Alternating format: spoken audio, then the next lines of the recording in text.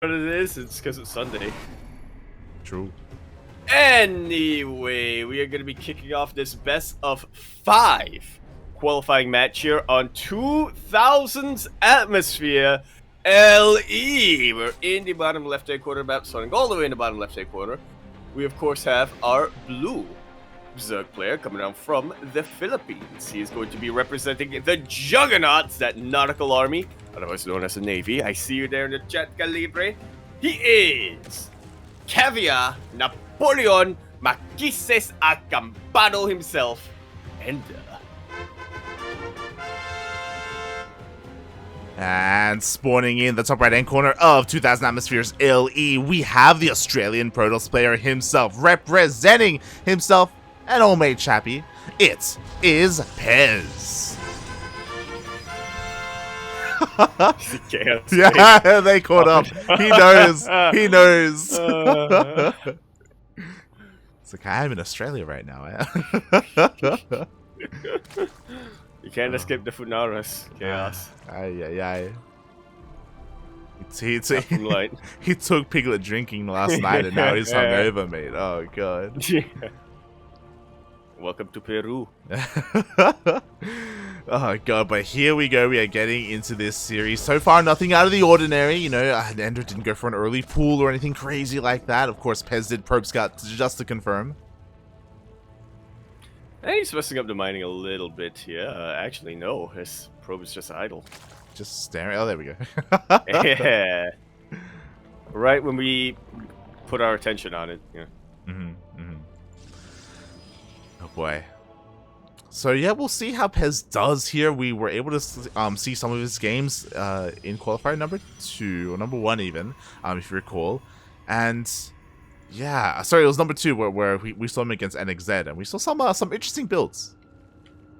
Definitely, we saw interesting builds from NXZ. I think, and oh, it's coming back to me. We saw the 3-gate Adept build coming out from the all-in coming out from Pezz, which we do have confirmation. He did.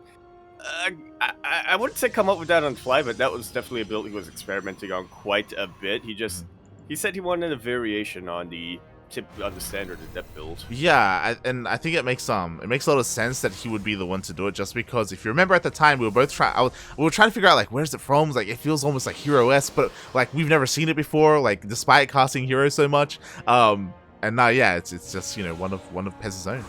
Yeah, it's a Pezz original. There you go. Signed and certified.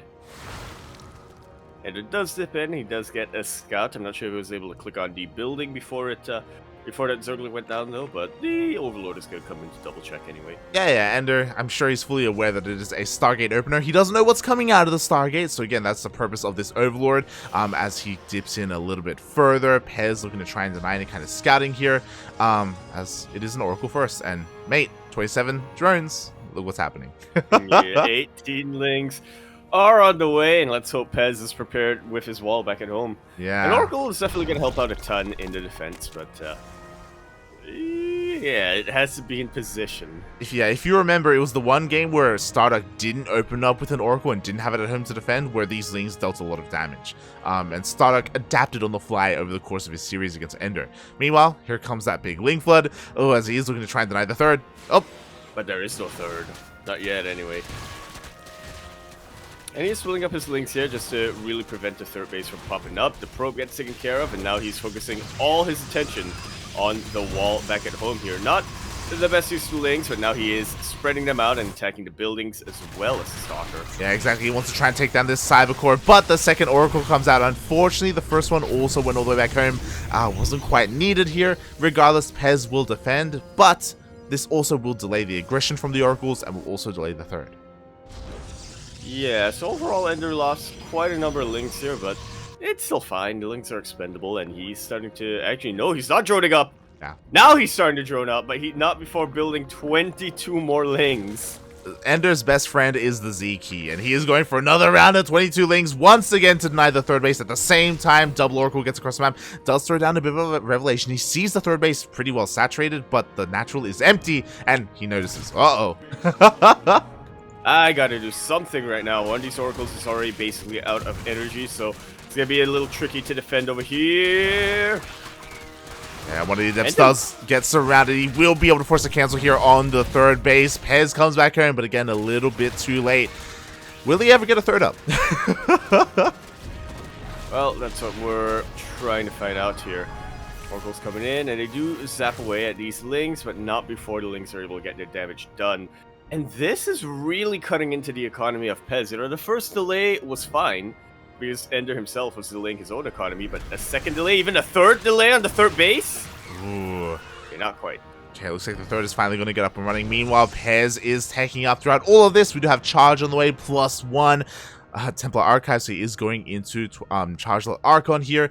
And what's important to take note of is that he has been delaying the economy of Pezz, but at the same time, EnDerr also hasn't been droning very much either. So, like, it's not like his economy is booming either, you know? Like, both players are hurting. Yeah. But I do, in scenarios like this, I do kind of favor the Zerg player a little bit, as there's always the opportunity to catch back up real quick as long as you're safe enough to drone, and that's that scenario right now for EnDerr. He's exploding in the worker count. Pezz shouldn't be able to really threaten this, but too much, as EnDerr builds up roaches after he saturates his bases. Yeah, Roach Warren is already up and running. We already have our lair. Fourth base is on the way. As you said, EnDerr has been free to drone, but I am worried because despite all of the harassment and everything that's been happening here at the third, Pezz hasn't stopped teching. So like a push is imminent. The War Prism, I believe, yep, it just finished up. Pezz is coming across the map. EnDerr, does he have enough at home to defend? 9 roaches, soon to be 12 roaches. Is that going to be enough? I'm not entirely convinced, I gotta say. At least, definitely not against chargelets like this. You know, if it was stalkers, then maybe. But we'll see. These queens barely have any energy on them, so they shouldn't be able to transfuse anyway. Elaborate Constitution +1 not finished yet for EnDerr. Pezz has +1 ground weapons. Yeah, Pezz, he goes forward. He sees the massive concave waiting for him. Not just roaches, but also the queens. And he says, no, I cannot break this. I will back off. I don't want to just throw away my army. So Pezz is forced to back off and probe up. And EnDerr gets away with this. Wow. Not quite the base that I think Pezz was expecting EnDerr to take. It's paying off for him big time, but he is now working on a couple of multi-prongs. Yeah, we have a War Prism headed towards the northern side of the map. We'll confirm the location of that fourth base. EnDerr is just making nothing but roaches right now. 6 more Overlords on the way as he's a little bit supply block, but again, I do think that EnDerr is working his way up towards a massive push. Roach speed is done. Look at that. The Spore Crawlers and the Queens able to deflect this War Prism so well. And like you were saying, like with Elaborate Constitution and +1 done, look at that roach count. EnDerr is looking to make use of it. He's whipping it out, and he is gonna punish Pezz.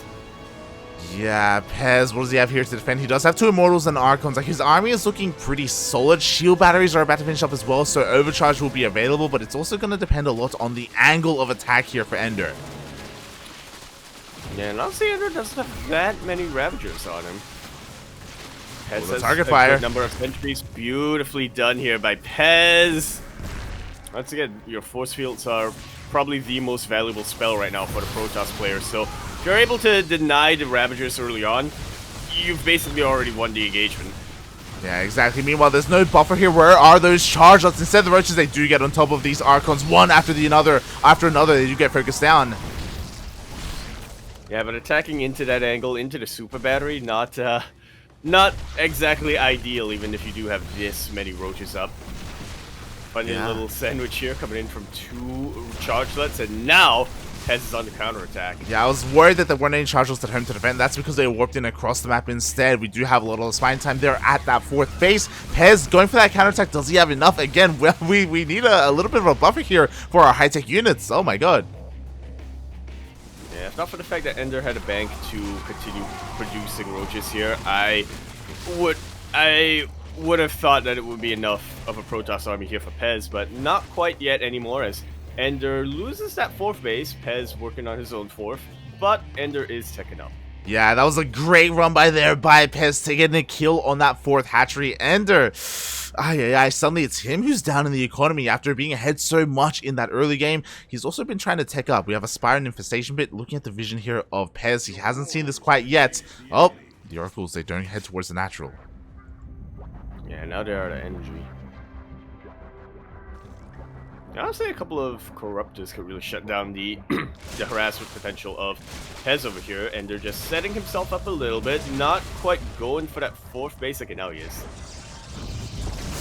Yeah. Forced to cancel, which is nice, but I'm not entirely convinced he can stay and fight. Mate, that's a lot of immortals. Yeah.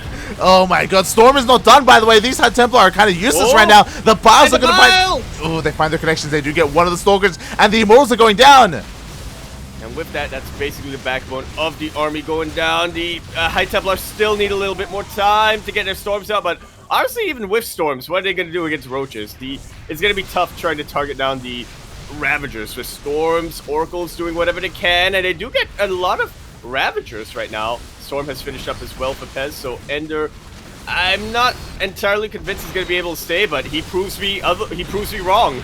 Yeah, exactly. I mean, Storm, they just tickle Roaches. Roaches do not give a damn. He gets on top of everything. We do have a warping of charge-offs, but it may just be a little bit too late. Yeah, too little too late at this point. Look at that army supply difference. GG. EnDerr takes game number 1 after a lot of back and forth. It feels like both players really had a lot of wounds on them before Pezz bled out. GG, well played. EnDerr takes that first game, and I want to apologize. I did have the predictions ready to go, but I did not submit them. So no predictions for this series.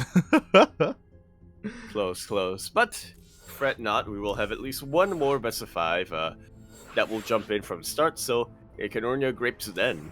Earn your grapes and redeem a group, please. A Ryan intro. Ryan. In intro. See. ASMR. There you go. Replay. No. Intro. Or Yes. a replay cast. That's why I had replay on my mind. Or a replay cast. Yeah, I did see that AOJ Skater did submit a replay cast. Once again, I don't know if he knows that we're going to be casting DreamHack China after this, so, we will not be casting the replay after this tournament or after this bracket. Most likely, if we do, it will be either after DreamHack China or after DreamHack Latin America. We'll see. Yeah, we'll see. See when you're awake too. True. Oh god. As mate, we're diving into game 2. We're diving into game 2 of Glittering Ashes. Wait, of this best of 5 qualifying match, and it is going to be on Glittering Ashes LE. Of course, in the bottom left-hand corner of the map, swinging all the way in the bottom left-hand corner, we have our blue Zug player coming down from the land of the Philippines. He is El Conquistador himself, representing the juggernauts at Nautical Army, also known as the Navy.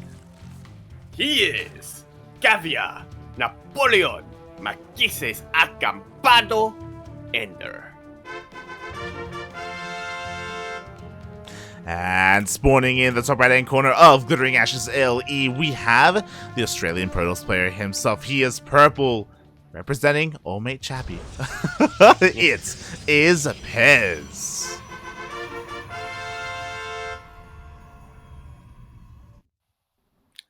I'm not sure if we should be Funaring Chase for not updating the clan decal, or if we should be grateful to Chase. I mean, this is Pezz's trophy.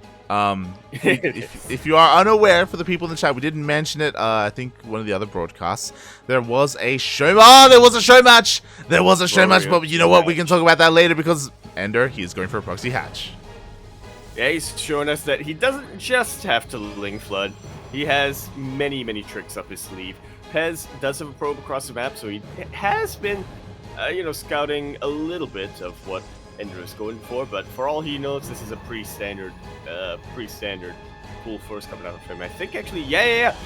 So EnDerr built a hatchery in the 3rd base location. The probe went in and looked at that. He canceled that, and now he has the proxy. Oh my god, the big brain plays. Let's go. Pezz has no idea. Also, this is going to be a spine rush, I imagine, because the drone is kind of chilling here, waiting for the creep to begin.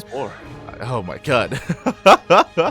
Fire. And Pezz has no idea, Papi. He doesn't know. He's not making a zealot. He doesn't know he has to. Adept is coming out now, but arguably a little bit too late. A couple of Zerglings are making it across the map right now. The probe, I hope you go back to that third base location, Pezz, but he doesn't. Yeah. He has no clue. He doesn't check. Maybe the spine is on the way. Pezz he sees the creep. He sees a little bit of creep here on the edge, and he's going to check. He's going to confirm the spines are on the way. And he is going to shake his head so hard. So hard. Oh, coming out as well for transfuse and to be annoying with creep as well. The lings are coming out, and you know, EnDerr can't really push in right now without his spine crawler, so Pezz does have a little bit of time. He's throwing down the Forge now for cannons. But, yeah, but again, like, this response is so late. The spines are going to be in range of the Cybercore. It is so important that Warp Gate finishes. If it doesn't, then again, like, reinforcing this army is going to be so difficult, nigh impossible for Pezz. You know what, Light? I'm not entirely convinced it's going to finish. We'll see. Spine crawlers are going to plant. Yeah, I mean, the shield batteries are going to do their best to keep it alive as well, despite it being so vulnerable. Overcharge, though. Yeah, there won't be an overcharge. You do have 4 shield batteries in total, though. Yeah, but we have 3 spine crawlers, and they're about to be 4. So, yeah, Gateway should not finish up here, even with the Chrono Boost. Wow. It just ain't happening here, Light. EnDerr dips in, surrounds the Stalker, and immediately we get a GG, and EnDerr's now on match point, Light. Oh my god, GG, well played. Just like that, EnDerr takes game number 2, and he is 1 game away from qualifying for the DreamHack main event. Mio Mike is in the chat right now. Like, what a cursed build. I love it. This is your teammate, Mio Micah. This is your influence. I hope you're proud. Oh my god. Oh man. Oh man. Yeah, that what a preparation Pezz had, you know, watching the series that EnDerr had against Starduck. It's kind of a moot point now as EnDerr's throwing out a bunch of different builds. Oh god, the comeback has to be real. Pezz has to bring it together here. He has to. Otherwise, that's it. That's gonna be the end of the series. Oh my god. Meanwhile, I love how Quanto is in the chat as well. Dark Void Southeast Asia is rocking up right now, just giving their energy to EnDerr. Oh man. We got all the Lokinsons coming in here as well, here to support EnDerr. Not the Juggernauts. I see Go-Go Joey, I see Lord Loken, I see Calibre here. The Brorios need to show up to counteract this. They really need to show up and support Pezz here, because otherwise, this is going to be a clean sweep, and nobody wants that to happen. As we continue our series now on Hardwire LE, we're in the bottom left-hand corner map, spawning all the way in the bottom left-hand corner. We, of course, have our blue Zerg player coming out from the land of the Philippines, now on match point. He only needs 1 more map to qualify, Light. I think this will be the fastest qualification today. Yeah. But let's not get too ahead of ourselves, because he still needs to get there. He is going to be representing the Juggernauts. He is El Conquistador. I see the support in the chat coming in here for Caviar, Napoleon, Marquises, Acamparo, EnDerr. Oh my god, and spawning in the top right-hand corner of Hardwire LE, we have the Australian Protoss player himself. He is down 0-2. Can he pull a soul key right now and just come back from the depths? Can he pull off a reverse sweep? He needs to. Here and now. Harnessing the power of Chappie, which may not even be a good thing. I don't know. It is Pezz. Yeah, I was gonna say, can he pull off a reverse sweep like Chappie almost did to him? But not quite. Ay, let's go. EnDerr, his hatchery is at home. It is not across the map. So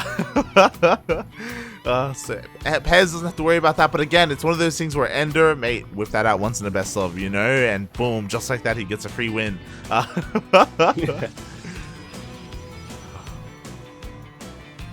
Wow. And he's not going to squander the lead either, you know. He's playing this out much more standard than previously, you know.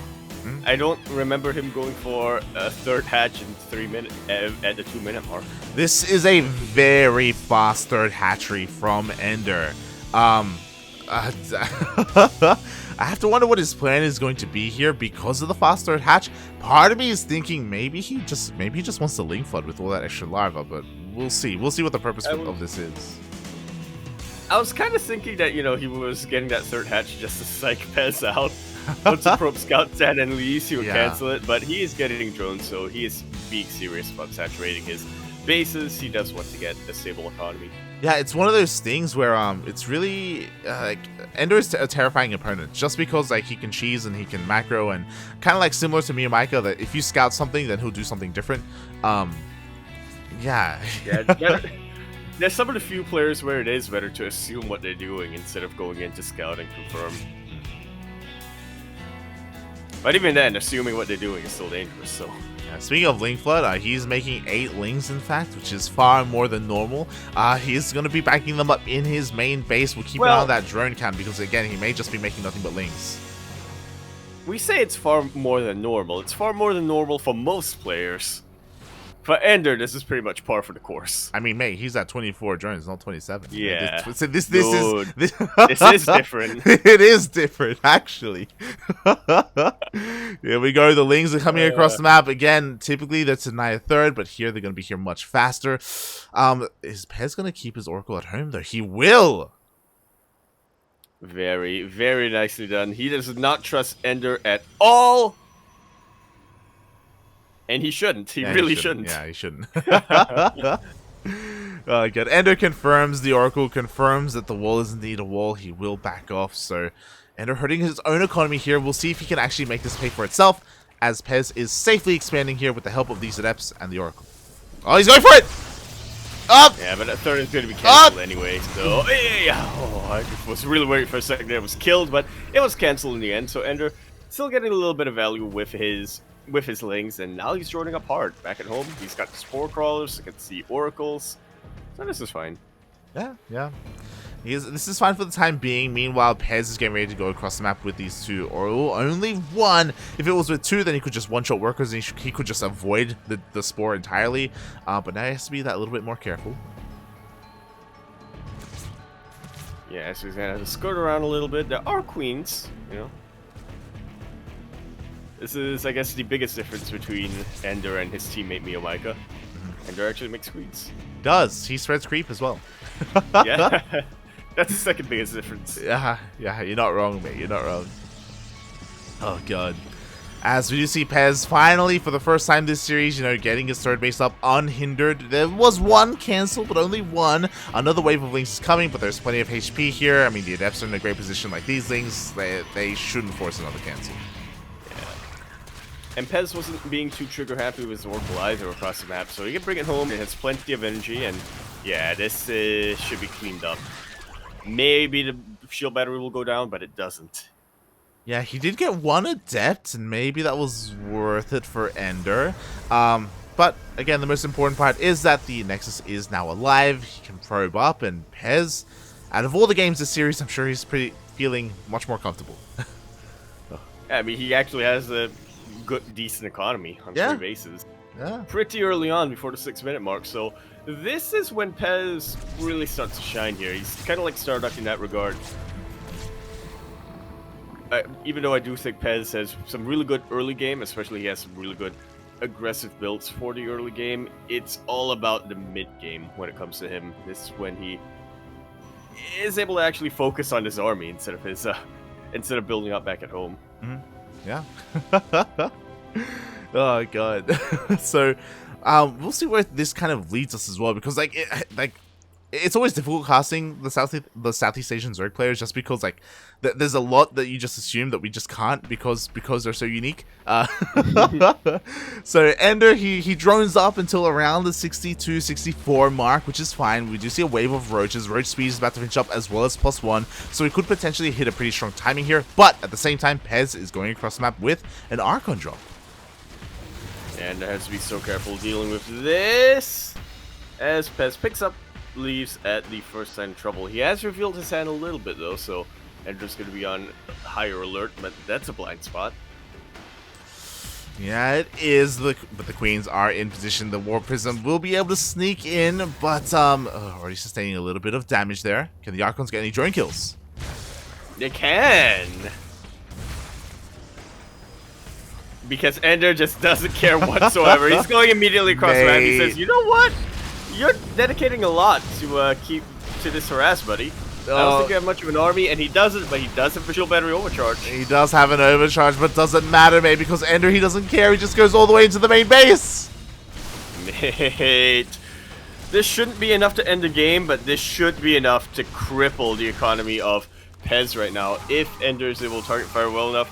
Whether he goes for probes or whether he goes for tech, you know, anything is valuable right now. He wants the immortal, he wants the immortal, he wants the immortal, he wants the immortal, and he's gonna get it! Good. He's focusing a lot on finding the army, which is an interesting choice, to say the least. Yeah, I mean, hey, there's another wave of roaches. You know, the less immortals there are, the more these roaches will deal damage. Oh, he's jumping on top of these, warping in Archons, and Archons, when they're morphing in, they cannot be healed by that shield battery. There's also no overcharge available, and the juggling has got to be very, very good here for Pezz, and it is good enough to chase this away. Yeah, exactly. But again, EnDerr isn't done. He's making another wave of roaches. Like, again, he is finished droning. He doesn't give a damn. He just wants to overwhelm and just brute force his way through the defenses of Pezz. Can he do it? We'll see, because this immortal count is getting pretty high. 4 immortals. I feel like EnDerr needs to calm down. Yeah, it's one of those things where the first wave is always the scariest. Yeah. And I feel like he's recognized that he can't really overwhelm what Pezz has. He does go for the 4th base instead, will, you know, kill a drone, will be able to deny one of those shield batteries, but behind all of this, he's switching to mutas. Yeah, which I kind of like. There aren't any StarCraft on the ground. There are Archons, and there is going to be storm potential eventually, but, you know, Archons have a very limited range. Yeah, that they do. Meanwhile, we see a full surround here. How good is the micro of Pezz? Can he keep all these immortals alive?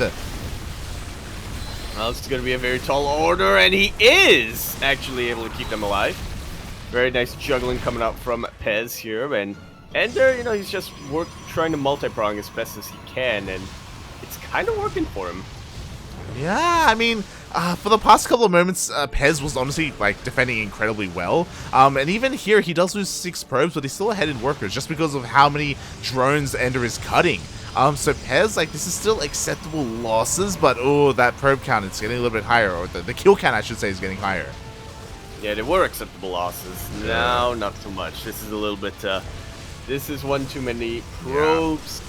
Pezz still not too far behind, but, you know, as a Protoss player, you do need to always be ahead of your certain opponent.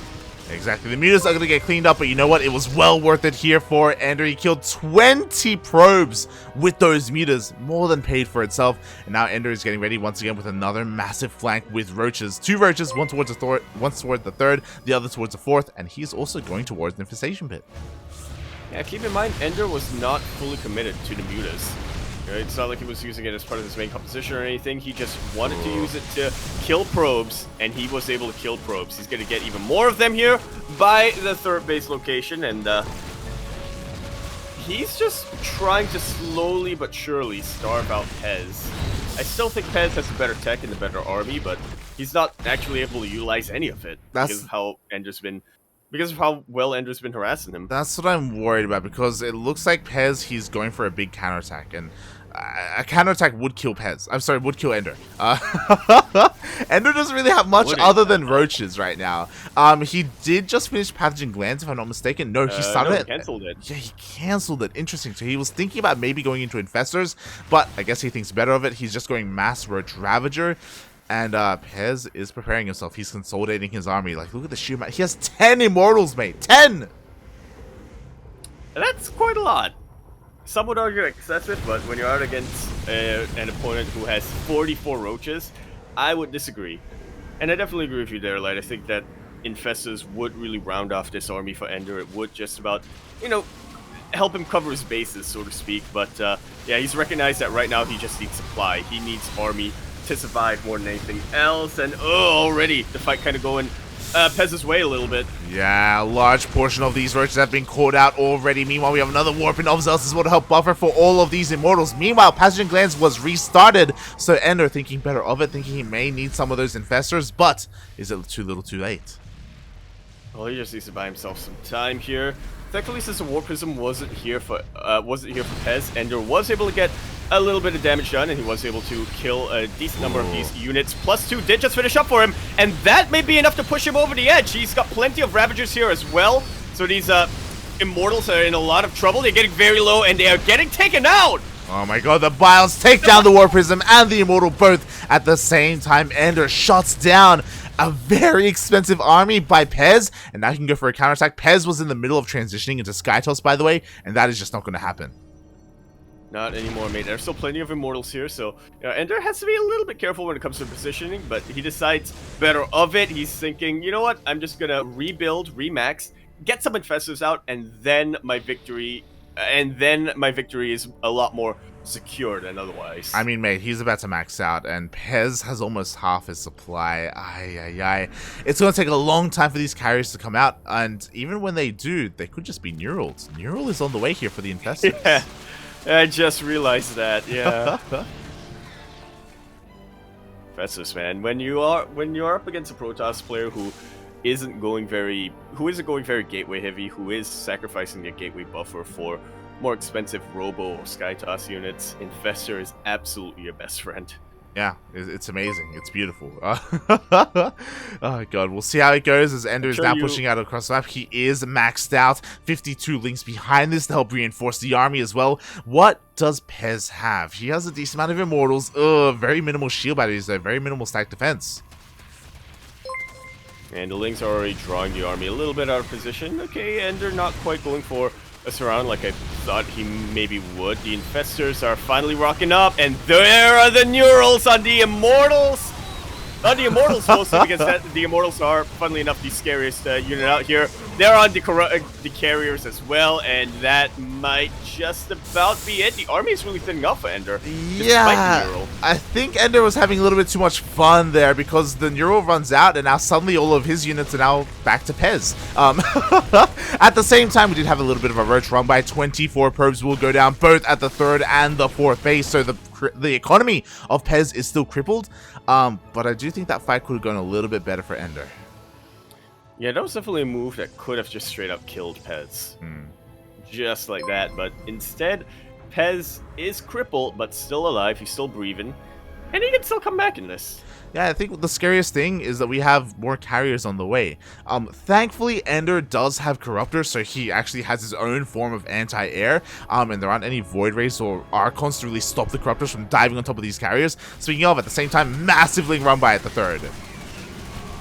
Oh yeah, this will get cleaned up, or chased away, at the very least, but does draw a little bit of attention away from EnDerr as Pezz, or away from Pezz, sorry, as EnDerr does want to harass this 4th base location once again. The Oracle comes by so they can reveal the roaches. Yeah, just like that. The roaches will finally be cleaned up here, but again, EnDerr, I don't know how I feel about this, mate. We just see constant roach production. Like, he's not taking up as much as he could be. He does have a hive, but he's not really making much use of it. Does have Adrenal on the way. But yeah, just remaxing once again with roaches. Yeah, if he's gonna do this, I would like him to get +3.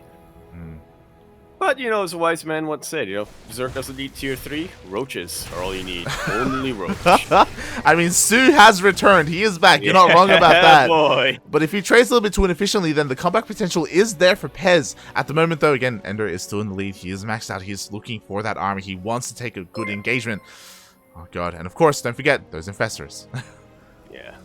Roach is all you need, Asterix, if you can control it perfectly. Alright, as EnDerr's coming in once again, the Corruptors are trying to catch carriers as they pop out, but they really do need to be actually in position. The Infestors do land their Neurals on the Archons. This is so smart for EnDerr. The Archons are doing so well against the Interceptors, and the carriers themselves finally go down. More probes are dying. Good game, well played. Congratulations, says Pezz, as EnDerr is going to be your first player qualifying for that regional main event.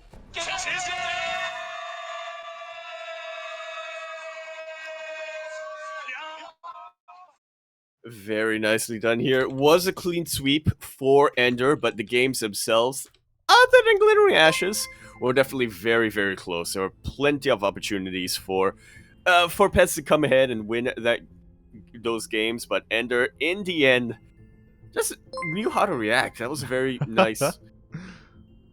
I don't want to say reactive, because I feel like EnDerr, right from the start, his MO was, I'm going to take control of the pace of this game. But every time it looked like Pezz was, finding little chinks in EnDerr's armor, EnDerr just said, okay, I'm just going to patch that up real quick and then go back to what I was doing. Yeah. It was insane. Like, again, there's no one else very much like EnDerr, the way that he played out the entire series, how he just hammers everything home, how more often than not he doesn't really drone up too much at all. It's pretty insane how he's able to execute this style and actually make it work at a high level. Just constant roach run-bys, constant Ling run-bys, all he wants is to deny the third and that's it. Things like that, it's crazy to see. Crazy to see. And I think as you're taking note, it was happening during the game. I didn't point it out, but massive shout out to Vindicta. Thank you so much, Vindicta, for the raid, papi. Gracias, Miguelito. Gracias. Not just Vindicta. Thank you so much, Behemoth and Steadfast, as ESL Open Cup Asia just finished up. Woo! Welcome, everybody. We are in today for a marathon of StarCraft 2. You've just finished up ESL Open Cup Asia. We're coming in here with the DreamHack versus Valencia, Oceania, and rest of Asia closed qualifiers. After this, we got China on the way. World Team League is going to happen in between. I think RoA is going to be covering that. And then after that, we of course have the Latin America closed qualifiers. So this is a condensed weekend. There's always something to watch, and yeah, I'm glad that we'll be joining all of you in that. Yeah. Oh, and shout out to Lord Loken. Yeah, there's been a lot of notifications going on. Shout out to Lord Loken. I think Lord Loken was gifting some subs earlier. That's exactly what he was doing. Yeah. Thank you so much. We appreciate it. We appreciate all of the support. And thank you so much. Oh my god. Bob the Slayer? Bob the Slayer 1 for resubbing 2 months in a row. That's one hell of a name. Oh my god, and that's a lot of gifted subs. Thank you, Loken. Thank you. Hearts are going out to everyone right now. This is a heart, right? Hearts are going out to everyone right now in the chat. And yeah, we hope you enjoy your stay. We hope you enjoyed the tournament that was casted earlier. We hope you enjoyed the tournament that is going to happen now and the future tournaments that are going to be covered very, very soon after this. Yeah, exactly. There's a lot of StarCraft here. For those who are just tuning in, this is the DreamHack closed qualifier for Oceania. Earlier today, we were casting the North American qualifier, and later today, we will be casting the China qualifier. So a lot of closed qualifiers going on at the moment. Last night, we casted the Taiwan, Hong Kong qualifier, and after all of that, there's still EU and Latin America. So oh boy. The days have blended together for me. Yeah, there's been a lot of StarCraft going on. We've been live 2 to 3 times a day, every single day. We decided not to cast ESL Open Cup Asia this week. I apologize, I know there were some people asking about that, but you know what? Steadfast, Behemoth, Dave Tester, they had you guys covered. We just had to rest up because we were casting this. Yeah.